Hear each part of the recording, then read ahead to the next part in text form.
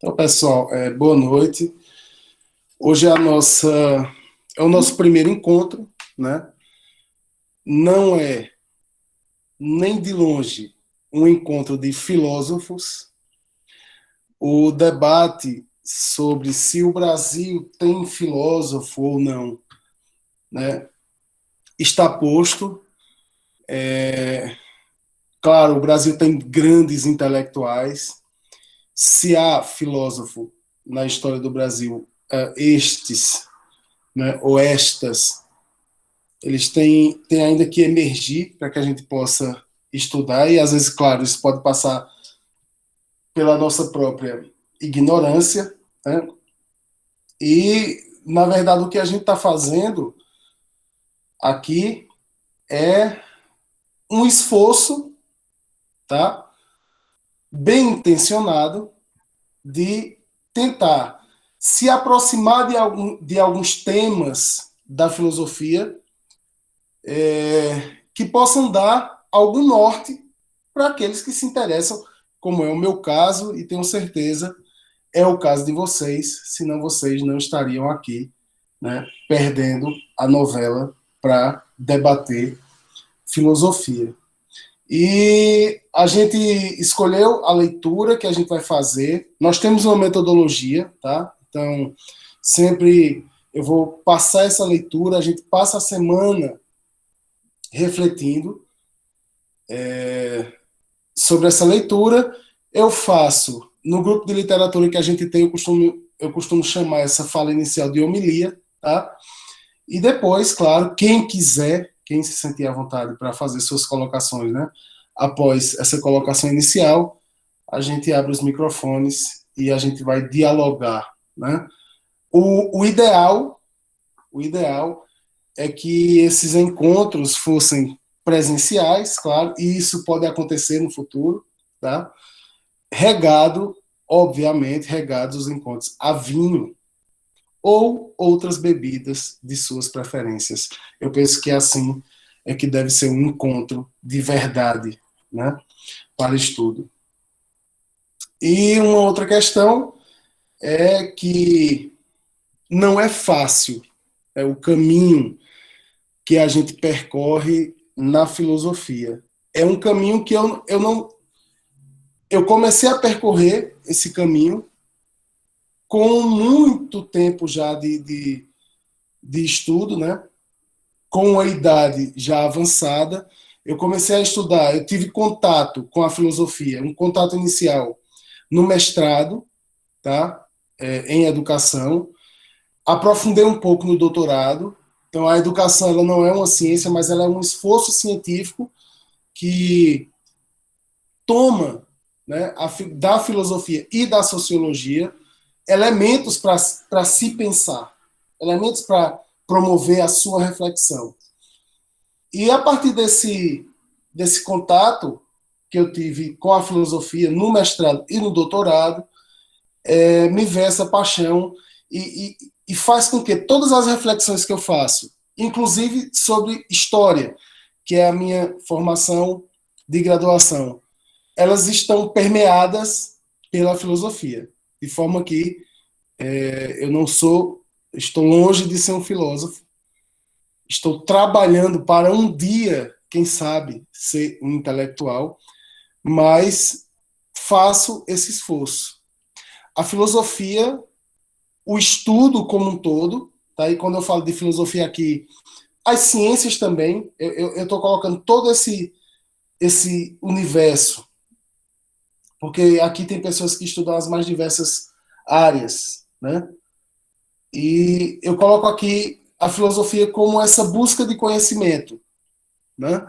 A filosofia, ela sistematiza um pouco isso, ela pensa um pouco sobre isso. O fato é que amar a sabedoria, e é isso que diz a palavra, né? Esse amor de contentamento, que é philos, não é também fácil. É necessário, e aqui eu vou pegar algumas imagens de um outro filósofo que depois a gente vai falar muito sobre ele, né? mas é necessário ter coragem de escalar montanhas. Estudar filosofia não é fácil, porque a gente não chega num ponto final, no aprendizado final. O estudo de filosofia é um esforço, é um caminho que se percorre sem um. Eu vou usar até aqui palavras de Cazuza, né? Sem pódio de chegada, nem beijo de namorada. Não existe pódio de chegada para quem estuda filosofia. A filosofia, ela vai se retroalimentando dos seus próprios questionamentos, e são questionamentos que geram novos questionamentos, de forma que é uma escalada de Sísifo. Nós chegamos no topo para voltar e escalar novamente. Mas é nesse caminho que a gente vai se apropriando de determinados conceitos, tá? E é aí onde está essa grande diferença. Os filósofos, eles criam conceitos, tá? Nós não estamos aqui para criar conceitos, nós estamos aqui para estudar conceitos que foram criados. Isso é uma primeira consideração. O ar é rarefeito. O ar é rarefeito para aqueles que se propõem o estudo da filosofia. E por que esse ar é rarefeito? Porque a gente passa a respirar um ar diferente dos demais, daqueles que não fazem o esforço para estar acompanhando a filosofia. O ar fica mais rarefeito, as visões de mundo se distinguem e você passa a ser olhado de forma diferenciada. Você é aquela pessoa estranha na mesa do jantar da sua família. Você é aquela pessoa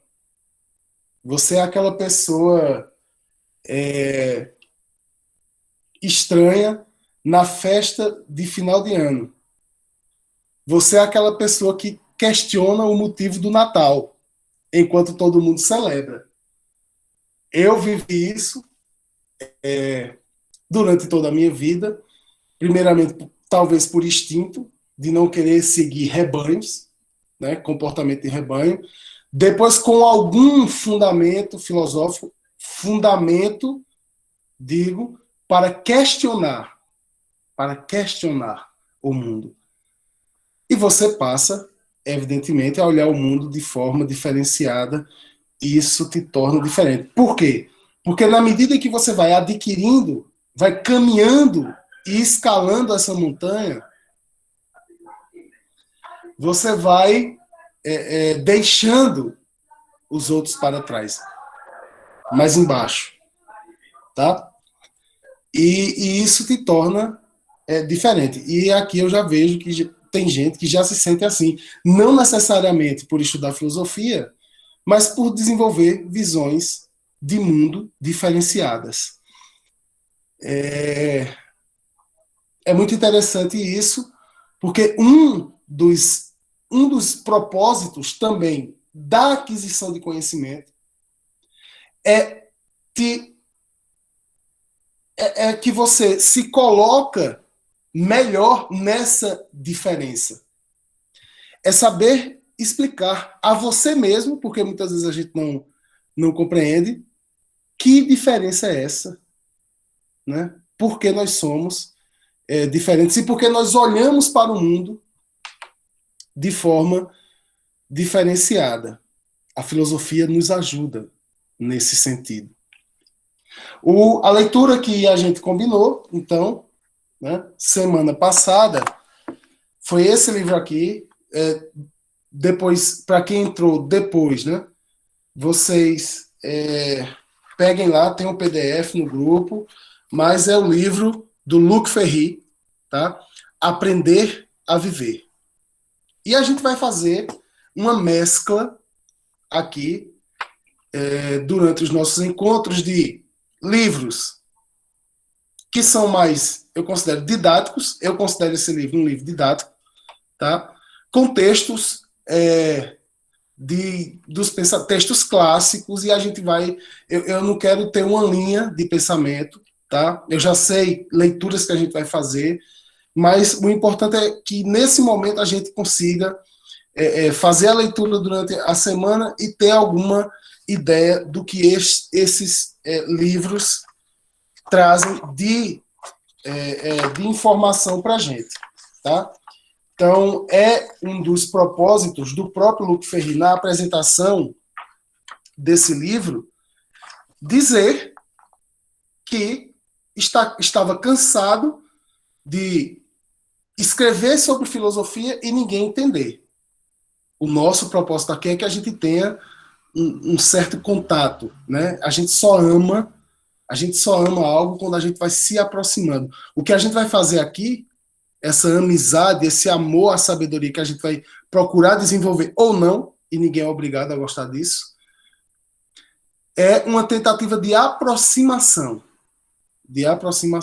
com a filosofia, tá? O capítulo que eu propus para que a gente fizesse a leitura é um capítulo que traz a pergunta que eu acho fundamental para um primeiro encontro de um grupo de estudo de filosofia. E a pergunta é: o que é filosofia? Pergunta mais abrangente, complexa, tá? Que eu considero. Por quê? Eu considero tão complexo e tão abrangente. Porque cada pessoa que tenha certa, e claro, eu estou aqui me referindo a pessoas que têm um certo contato com a filosofia ou que produzam filosofia. Que você procurar a resposta, você vai obter uma resposta diferente, tá? E quanto mais profundo é o filósofo, o pensador ou a pensadora, menos se chega a um consenso, menos se chega a um ponto final, a uma resposta acabada sobre o que é filosofia. A ótica do Luc Ferry neste livro é uma, mas você pode buscar vários outros pensadores, várias outras pensadoras, que você vai encontrar tantas respostas quantos forem os pensadores. Mas Luc Ferry traz para a gente uma reflexão muito interessante sobre o que é filosofia, né? Porque, assim como o título do livro, Aprender a Viver, vai nos sugerir, toda a reflexão que o Luc Ferry traz nesse livro é algo que nos faz refletir sobre a vida. Sobre a vida. Eu acho isso muito interessante e, de certa forma, sendo pragmático, útil. Embora dentro do estudo da filosofia o conceito de útil e inútil ele é muito maleável, né? Mas é algo que a gente deve considerar, né? É algo que eu possa ler aqui, passar para vocês, ou que vocês leram em casa, e que as informações que vocês obtêm a partir dessa leitura são informações que vocês podem, amanhã, ao acordar e trabalhar ou estudar, refletirem sobre elas na ação que vocês farão no dia seguinte. Ou, para aqueles que não vão conseguir dormir, que passem uma belíssima noite refletindo sobre o conceito, né? E sobre os usos da filosofia que nós vamos trazer aqui. Nessa ótica, na ótica do Luc Ferry. E eu vou trazer um convidado aqui já, tá? Um convidado especial. Vocês nem imaginam quem. Aliás, dois convidados especiais. Vão baixar aqui na mesa branca, né? A ótica, a maneira, a forma como o Luc Ferry aborda a filosofia, para mim, é muito forte, né? A maneira como ele colocou essa introdução do livro é muito forte. porque traz uma reflexão sobre a vida, mas com a ótica da morte. E eu acho que isso é essencial. E é por isso que o ar é rarefeito. É por isso que nesse momento nós estamos subindo uma montanha e o ar começa a ficar rarefeito. Porque dificilmente, as pessoas refletem sobre a morte. É muito mais fácil a gente refletir sobre a vida e é muito mais clichê, é muito mais tranquilo a gente querer conceituar a filosofia, colocando, vejam, colocando a filosofia como uma resposta para a vida, do que colocando a filosofia como um instrumento de resposta para pensarmos a morte. Lembrando que nós somos os únicos seres do universo, pelo menos até agora, conhecido, que temos a capacidade de refletir sobre o nosso próprio fim. E é necessário. É necessário. Heidegger coloca que o Dasein, ou seja, o ser aí, tem a característica de ser finito. Finito. Talvez fosse. Tem filmes que mostram, né? Gente que tem vida infinita, que é a coisa meio chata. É necessário que a gente tenha a consciência da nossa finitude, inclusive para moldar o nosso viver a partir dessa premissa. A partir da premissa de que nós somos finitos. A gente acaba. Uma das questões possíveis que a gente pode colocar é como fazemos para continuar mesmo depois do fim. Vejam bem. E aí, Luc Ferry, nessa introdução, já coloca uma questão muito importante. É muito fácil, e aí é uma delimitação que ele faz, tá? E claro, nós somos livres aqui para pensarmos, né, como a gente bem entender, mas o Luc Ferry, ele já coloca uma questão. É muito fácil pensar na morte quando a gente tem a fé numa vida depois dessa morte. É muito fácil pensar na morte a partir de uma ótica religiosa. Porque nessa ótica nós somos infinitos. Mas a reflexão que Luc Ferry está colocando aqui é pensar na morte a partir de uma finitude. Nós acabamos, nós findamos. É interessante porque, mesmo para quem acredita que depois da morte há vida, é interessante também pensar a vida em sua finitude. Tá? Mesmo que você tenha pretensões à eternidade, eu, por enquanto, não tenho essas pretensões, né? Mas mesmo que vocês tenham pretensões à eternidade, é interessante pensar a passagem de vocês aqui, já que se vocês considerarem assim, como finita. E o que fazer quando o tempo está acabando.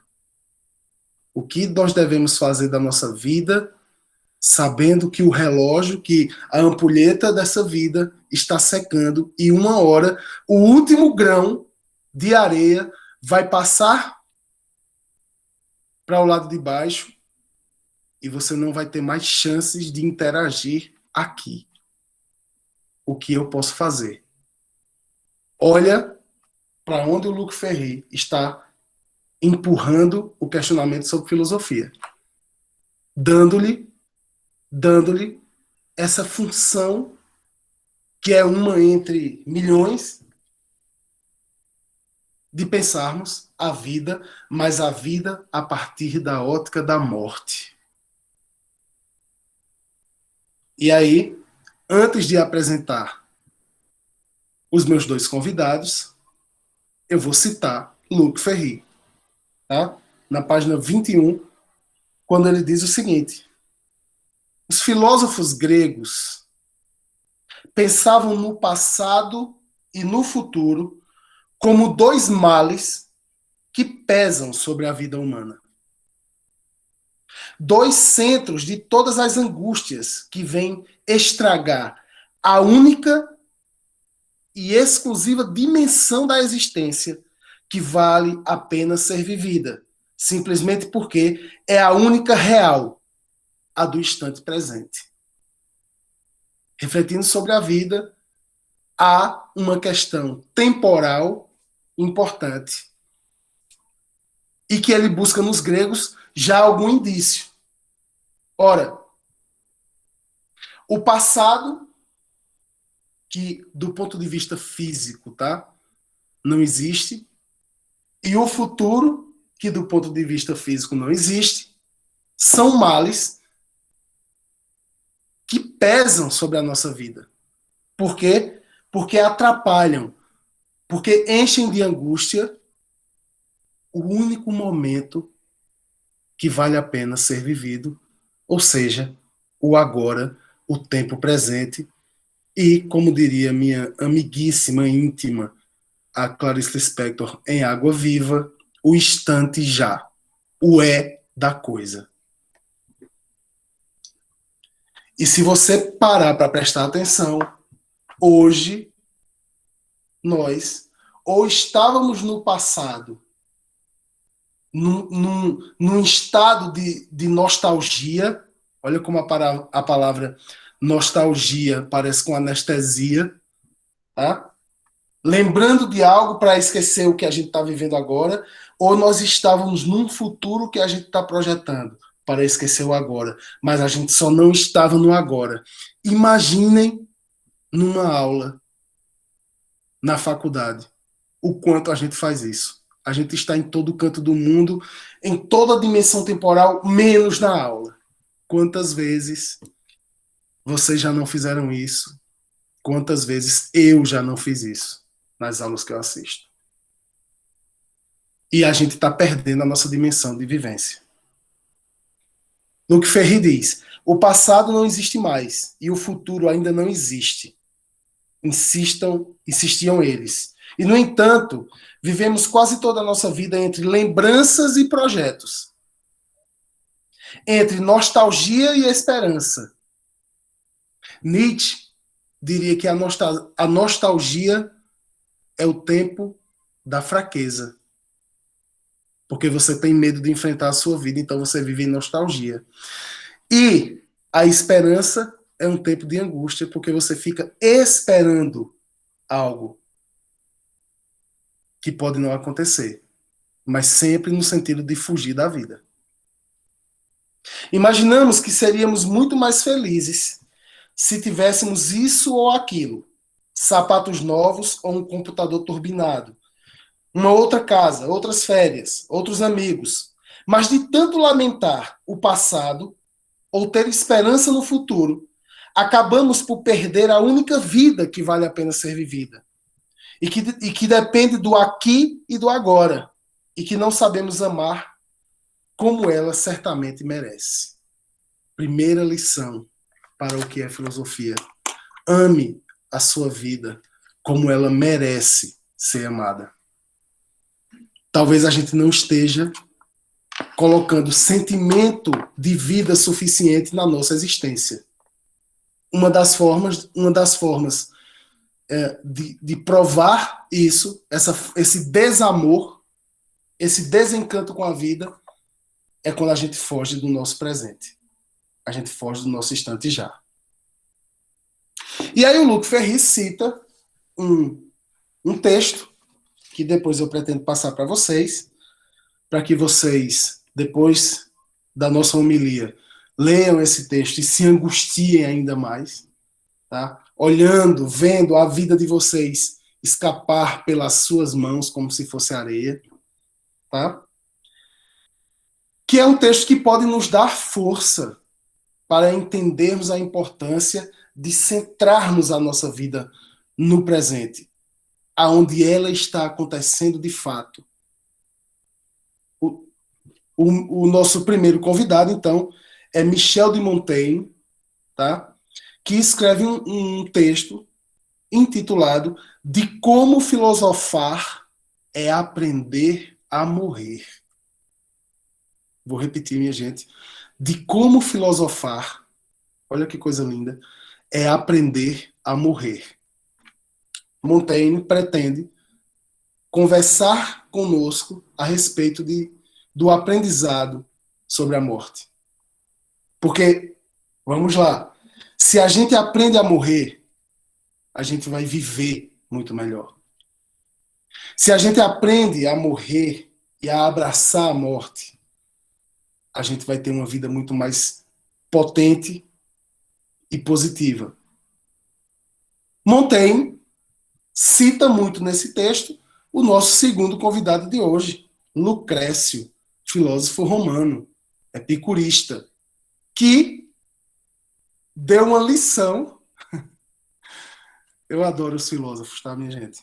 Lucrécio escreve um texto dando uma lição de vida e se mata aos 44 anos. Eu acho isso belíssimo.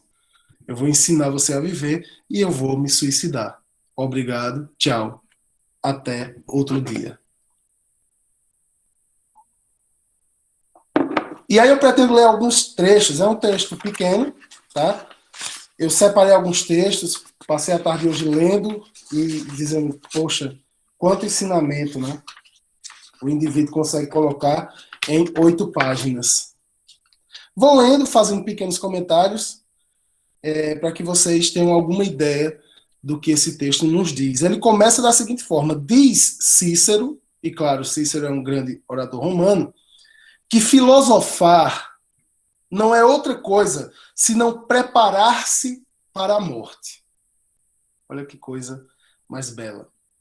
Isso, talvez, porque o estudo e a contemplação tiram a alma para fora de nós, separam-na do corpo, o que, em suma, se assemelha à morte e constitui como se um aprendizado, como se fosse um aprendizado em vista dela. Ou então é porque, de toda sabedoria e inteligência, resulta finalmente que aprendemos a não ter receio, a não ter receio de morrer. E eu poderia aqui falar para vocês da morte física, da morte que a gente parou, que o nosso coração parou, que a gente findou, mas das mortes que a gente enfrenta todos os dias na nossa vida. Da morte daquela pessoa que você gostava, mas ela está viva, ela continua circulando aí na cidade, mas vocês tiveram que promover o enterro de vocês. Da morte de parentes, mesmo que eles estejam vivos. Da morte de suas convicções. Da morte de Deus. Da morte dos conceitos que, quando nós nascemos e nos criamos, fomos rodeados por eles. Eles podem morrer e muita gente teme essa morte. Mas penso eu que o supremo do conceito de não ter medo da morte, de pensar sobre a morte, é não termos medo da nossa morte. E eu falo aqui da morte em si. Um dos principais benefícios da virtude está no desprezo do que nos inspira pela morte, o que nos permite viver em doce quietude e faz que se desenrole agradavelmente e sem preocupações a nossa existência. Porque se a gente tem medo da morte, a gente se paralisa. Se a gente tem medo da morte, a gente não dá mais um passo. Se a gente tem medo de perder, e coloquem a morte nesses pequenos deslizes e nessas pequenas derrotas que a gente tem no dia a dia, se a gente adquire esse medo da morte, a gente está completamente paralisado. E aí, Montaigne nos dá um conselho. Viva de forma que, quando você morrer, alguém possa dizer assim, ah, ao invés de alguém dizer, você morreu, quando você morreu, alguém diga, essa pessoa viveu. Notem que a gente já elimina aqui esse conceito. Independente da sua idade. Independente da sua idade. Tem muita gente muito nova aqui, muito mais nova que eu. Mas vivamos de forma que, no dia que a gente morrer, independente da nossa idade, mesmo que a gente morra na flor da juventude, alguém olhe para o nosso caixão e diga: essa pessoa viveu a vida. Ela não temeu a morte. Porque ela viveu de forma que a vida foi bem vivida. Depois a gente pode ter uma conversa sobre o, o que fazer, claro, isso é uma proposta filosófica, para que no dia que a gente morrer as pessoas digam que a gente viveu e não morreu. Né? Continua Montaigne, citando Horácio, que é um outro também convidado. Se a morte fosse um inimigo suscetível de se evitar, aconselharia agir diante dela como um covarde diante do perigo.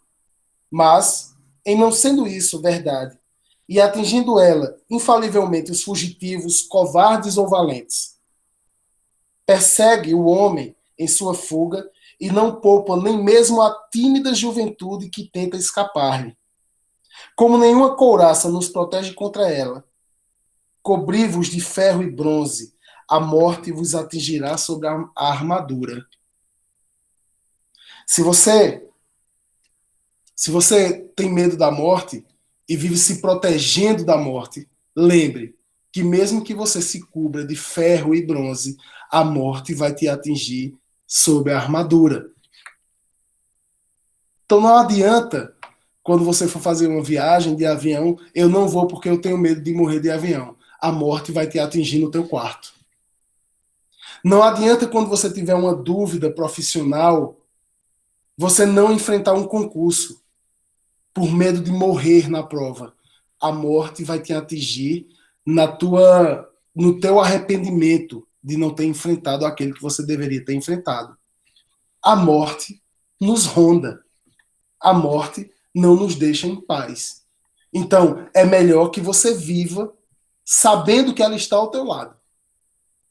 Tem muita gente que não faz concurso, não faz prova, não por medo de não passar, mas por medo do julgamento do outro. O julgamento do outro é a morte. O não passar é um tipo de morte, mas o julgamento do outro é um tipo de morte muito mais potente, que nos paralisa. Ele continua.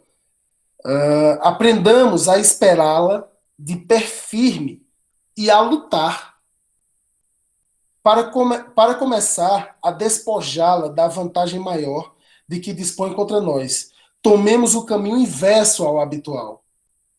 Tiremos dela o que tem de estranho. Habituemo-nos a ela. Vamos nos habituar à morte. Não pensemos em outra coisa. Tenhamo-la a todo instante presente em nosso pensamento, sob todas as formas. Em meio às festas e aos divertimentos, lembremos-nos sem cessar de que somos mortais. Imagina quantas pessoas que passam por nós e sequer dão bom dia porque se acham imortais. Imagina como essas pessoas viveriam mais intensamente a vida, sabendo que, tal qual a pessoa que ela despreza, ela também é mortal, ela também vai morrer. E aqui diz: lembremos-nos sem cessar de que somos mortais e não nos entreguemos tão inteiramente ao prazer que não nos sobre tempo para recordar de mil maneiras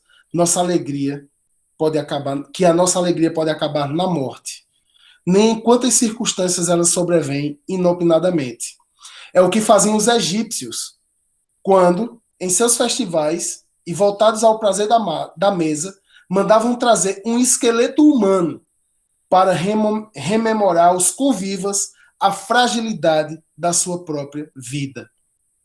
E aí, olha o conselho que vem no texto. Pensa que cada dia é o teu último dia e aceitarás com gratidão aquele que não mais esperavas. Pensa que cada dia que você vive é o teu último e quando vier um outro dia, você vai ter mais coração para agradecer esse dia novo que você teve a oportunidade de viver. Filosofia, minha gente. Filosofia. Não sabemos onde a morte nos aguarda. Esperemo-la em toda parte. Meditar sobre a morte é meditar sobre a liberdade. Quem aprendeu a morrer, desaprendeu a servir. Nenhum mal atingirá quem na existência compreendeu que a privação da vida não é um mal. Saber morrer nos exime de toda a sujeição e constrangimento. Paulo Emílio, ao ir receber as honras do triunfo, respondia ao mensageiro enviado por esse infeliz rei da Macedônia, seu prisioneiro, a fim de suplicar-lhe que não incluísse em seu séquito, que o solicite a si próprio. São lições de Montaigne para que a gente entenda que a filosofia ela pode ser uma arma muito poderosa para a gente aprender a morrer. Aprendamos a morrer. E aí eu finalizo o nosso papinho de hoje, né, com alguns conselhos que o Montaigne traz nessa questão, nessa ótica de filosofar é aprender a morrer. Diz Michel de Montaigne: a natureza nos ensina. Vós sais deste mundo como nele saís deste mundo como nele entrastes. Passaste da morte à vida sem que fosse por efeito de vossa vontade e sem temores. Antes de estarmos aqui vivos, nós estávamos mortos. Antes de estarmos aqui vivos, estávamos mortos. Não existíamos. E nós passamos da morte, dessa morte que nós estávamos, da não existência, para a vida, sem sequer desejarmos isso. Ninguém aqui foi consultado se queria existir. E talvez isso aqui vá bater muito com o pensamento existencialista, com Sartre. Nós fomos condenados à vida e condenados a essa liberdade de estarmos vivos. E talvez se alguém me perguntasse lá, enquanto eu era espermatozoide, o que quer que seja, se eu quisesse morrer, se eu quisesse viver ou existir, e pensando nos sofrimentos, talvez eu respondesse não. É melhor a paz absoluta e o silêncio e o nada. Tratai de vos conduzirdes de igual maneira ao passardes da vida à morte. Então, se a gente veio para a vida em paz, que a gente vá para a morte novamente em paz. Isso é um pensamento de muita força, minha gente. Não é que a gente vá ter um tipo de ataraxia, né? Um tipo de insensibilidade e de medo da morte, mas sabe, abraçar a morte, entender como ela funciona. Isso já nos dá muita força, né? Vossa morte entra na própria organização do universo. É um fato que tem seu lugar assinalado no decurso dos séculos. Quantos já morreram antes de nós? Quantos vão morrer depois de nós? A nossa morte é apenas mais uma na organização do universo. É apenas mais uma morte na natureza, onde a gente vai sair do nada e voltar para o nada. Vai sair do pó e voltar para o pó. Os mortais se emprestam mutuamente à vida, e a tocha que se transmite de mão em mão nas corridas sagradas. Morrer é a própria condição de vossa criação. Nós nascemos para morrer. E a gente esquece disso. A nossa petulância nos dá ares de infinitude. Morrer é a própria condição de vossa criação. A morte é parte integrante de vós mesmos. Desde o dia de vosso nascimento, caminhais concomitantemente na vida para a morte. Desde que a gente nasceu, a gente começou a morrer. E é por isso que eu acho interessante festa de aniversário, onde a gente comemora um ano a menos de vida. E todo mundo está feliz e batendo palminha, dizendo, olha, isso aqui, esse indivíduo que está aí, e a gente está homenageando, ele está um ano mais próximo de morrer. A primeira hora de vossa vida é uma hora a menos que tereis para viver. Cada hora que passa foi uma hora a menos para que a gente vivesse. Nascer é começar a morrer. O último instante de vida é consequência do primeiro. O tempo que viveis, vós o roubais da vida. Todo o tempo que a gente vive, a gente está roubando da vida. Cada segundo que a gente rouba da vida tem que ser vivido de forma a valer a pena. Cada segundo que a gente permanece vivo, permanece existindo. Para que quando vier a hora do fim, e aí eu retomo lá o início do texto, as pessoas digam, essa não morreu. Esse ou essa viveu. Completou o seu ciclo. O que fazer para valer a pena, para merecer que alguém te dedique uma frase assim na hora da tua morte? A gente vai aprender durante a vida. E talvez a gente morra no meio desse aprendizado. E é isso que é fantástico de estar vivo. São as incertezas que a gente tem e que a gente guarda. E que a gente guarda. O tempo que viveis, vós roubais a vida. Vossa vida tem como efeito conduzir-vos à morte. E enquanto viveis, estáis constantemente sob a ameaça da morte. Se soubestes usar a vida e gozá-la quanto pudestes, ide-vos e vos declareis satisfeitos, porque não sair do banquete da vida como um conviva saciado. Né? E essa pergunta de Lucrécia é bem interessante. Por que não sair do banquete da vida como um conviva saciado? Por que não sair da vida, ou seja, morrer, como alguém que saiu de um banquete saciado? Olha, eu me completei. Valeu a pena. Foi bom. Chegou o final, mas eu fiz o que pude. O que pude. A vida em si não é um bem nem um mal. Torna-se bem ou mal segundo o que você faz dela. Somos nós quem escolhemos. Né? E essas são as reflexões de Montaigne a respeito da vida. O conceito de filosofia que Luc Ferry nos traz é um conceito de filosofia que nos leva impreterivelmente a refletir sobre o sentido da vida. E ele coloca aqui a morte como um elemento que dá, que fornece para a gente as formas de pensarmos a vida. Porque o comum é pensarmos como é bom viver. Não é comum pensarmos como é bom morrer. Essa é a tarefa da filosofia. Nos deslocar dos pensamentos cômodos e nos colocar em lugares gelados, altos, com ar rarefeito. Aqueles que aprenderem a respirar esses ares, que aprendam a morrer. Esse é um dos propósitos da filosofia.